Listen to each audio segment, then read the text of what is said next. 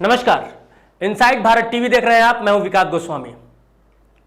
झारखंड के दुमका में जो कुछ भी हुआ पूरा देश जान रहा है, लेकिन उस घटना के बाद कुछ सस्ते यूट्यूबरों ने जो गंध फैलाई है वो बहुत ही ज्यादा भयावह है।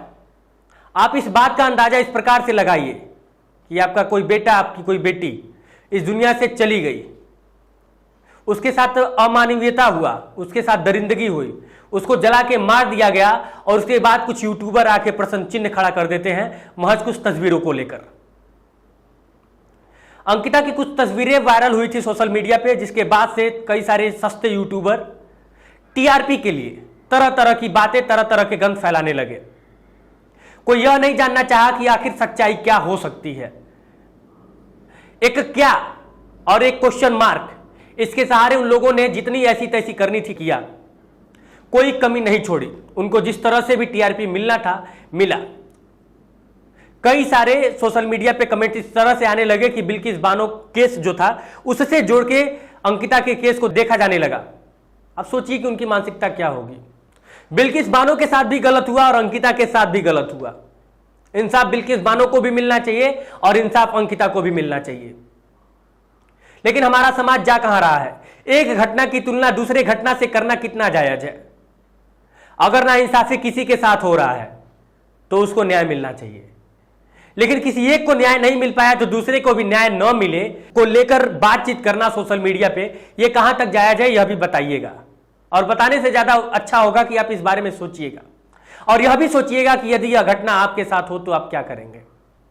कुछ टुच्चे टाइप के, कुछ सस्ते टाइप के यूट्यूबर जो टीआरपी के लिए उल्टी सीधी बातें फैला रहे थे, वो ये कह रहे थे कि अंकिता का जो मामला है ऑनर किलिंग का मामला है,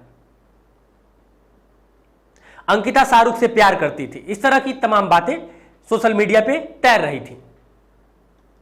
उन यूट्यूबरों ने यह भी कहा कि अगर जंगले के रास्ते से पेट्रोल फेंका गया तो जंगला जला हुआ होना चाहिए, और उल्टी सीधी तस्वीर दिखा के वो बताने का प्रयास कर रहे थे कि जंगला जला हुआ नहीं है। लेकिन मनीष कश्यप जो कि ग्राउंड रिपोर्टिंग करते हैं, मैं उनका नाम इसलिए ले रहा हूं क्योंकि काफी अच्छा काम किए वहां पे जाके। उन्होंने जब ग्राउंड रिपोर्टिंग की तो बाहर के पोर्शन से यदि आप उस जंगले को ध्यान से देखेंगे, और उसका मैं एक फोटो भी इस वीडियो में डाल रहा हूं, आप देखिए कि पूरा का पूरा वहां पे जितना दूर फेंका गया होगा पेट्रोल, काला पड़ा हुआ है। लेकिन यूट्यूबरों ने अपनी सस्ती लोकप्रियता को बढ़ाने के लिए उल्टी सीधी बातें कही। उन्होंने यह भी कहा कि जंगला जला हुआ ही नहीं है। एक लड़की अपने मरते वक्त में इंसाफ मांग रही थी और लोग उसका एक्सप्रेशन देख रहे थे कि वो यह बात बोली तो जरूर कि शाहरुख ने और उसके साथी ने उसको जला दिया, लेकिन जब वो यह बात बोल रही थी तो उसके चेहरे पे मासूमियत झलक रही थी। वो गुस्से में नहीं थी, कोई दर्द से तड़प रहा है और हम उसका एक्सप्रेशन देखेंगे।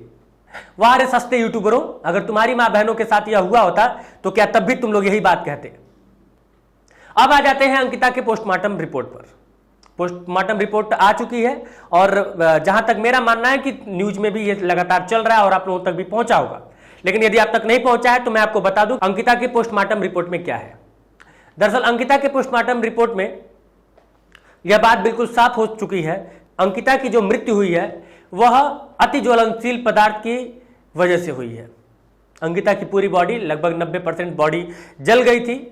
बाद में जलने की वजह से उसमें मवाद बना, धीरे धीरे शरीर के ऑर्गन काम करने बंद कर दिए और अंकिता की भयावह मृत्यु हो गई। अब सवाल यह उठता है कि क्या ऐसे दरिंदों को हमारे देश में, हमारे समाज में जीने देना चाहिए। सवाल नंबर 2 है कि जिस दरिंदगी के साथ अंकिता की मृत्यु की गई, जिस दरिंदगी के साथ उसको मौत दी गई, क्या उसी तरह की दरिंदगी के साथ इन सनकी टाइप के हत्यारों की भी मौत होनी चाहिए कि नहीं होनी चाहिए? क्योंकि अगर इस तरह से उसको जलाया गया है, पेट्रोल छिड़क के जिंदा जलाया गया है, तो ऐसे लोगों को फांसी की सजा तो मुझे लगता है कि इंसाफ नहीं हो सकता है। खैर, दंड प्रावधान है, भारतीय संविधान है और कानून व्यवस्था है, उस हिसाब से दंड दिया जाएगा, उसका मैं सम्मान करता हूं। लेकिन ऐसे दरिंदों के लिए सरकार को सोचना चाहिए कि इनको भी वैसी ही मौत मिले, ताकि उस मौत को देखकर बाकी के जो सन की टाइप के दरिंदे हैं उनको होश आ सके और इस तरह का कृत्य करने से पहले वो 100 बार सोचे। अगला सवाल यह है कि जो इस तरह के सस्ते यूट्यूबर हैं, इन लोगों पे लगाम लगना जरूरी है। टीआरपी के लिए आप कुछ भी नहीं बोल सकते हैं। टीआरपी के लिए किसी के भावनाओं के साथ आप खिलवाड़ नहीं कर सकते हैं। टीआरपी के लिए आप किसी बाप के सामने उसकी बेटी की इज्जत की धज्जियां नहीं उड़ा सकते हैं। टीआरपी के लिए आप कुछ भी नहीं कर सकते हैं। यदि आप कर रहे हैं तो आप दोषी हैं और ऐसे दोषियों को सजा मिलनी चाहिए, यह मेरा मानना है। बाकी कई सारे ऐसे पत्रकार हैं जिन्होंने जाके वहां पे बहुत बढ़िया काम किया और उम्मीद करता हूं कि आगे से ऐसे यूट्यूबरों का, ऐसे सस्ते यूट्यूबरों का, ऐसे सस्ते पत्रकारों का बहिष्कार होना बहुत ही ज़्यादा जरूरी है। और दूसरी सबसे अहम बात यह है कि अंकिता की मृत्यु के बाद बहुत सारे लोग हिंदू और अपने आप को स्वघोषित हिंदू, मतलब कि हिंदुत्व का बहुत बड़ा ठेकेदार मानने लगे और उसके लिए आवाज, अगर आपको आवाज उठानी है ना तो हिंदुत्व का ठेकेदार मत बनिए। अगर शाहरुख की जगह पे कोई अन्य हिंदू लड़का होता तो उसके लिए भी दंड प्रावधान वही होनी चाहिए, उसके लिए भी उतना ही शिद्दत के साथ प्रोटेस्ट होना चाहिए जितना शाहरुख के साथ हो रहा है। शाहरुख की जगह पे यदि कोई हिंदू लड़का भी होता तो उसके खिलाफ भी प्रोटेस्ट जम के होना चाहिए।